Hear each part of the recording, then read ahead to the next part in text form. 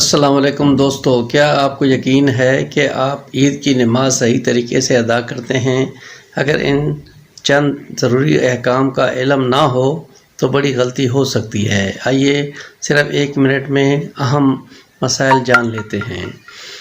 عید کی نماز ہر بالغ، عاقل، مقیم مسلمان مرد پر واجب ہے۔ یہ نماز 2 رکعت ہوتی ہے اور اس میں اضافی تکبیریں کہی جاتی ہیں۔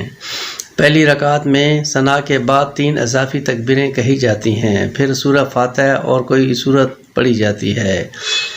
دوسری رکعت میں قرات کے بعد 3 اضافی تکبیریں کہی جاتی ہیں، پھر چوتھی تکبیر کہہ کر رکوع میں چلے جاتے ہیں۔ اگر عید کی نماز چھوٹ جائے تو اس کی قضا نہیں ہوتی، اس لیے وقت پر پہنچنے کی کوشش کریں۔ عید الفطر میں نماز سے پہلے کچھ میٹھا کھانا سنت ہے، جبکہ عید الاضحیٰ میں بہتر ہے کہ نماز کے بعد کھانا کھایا جائے۔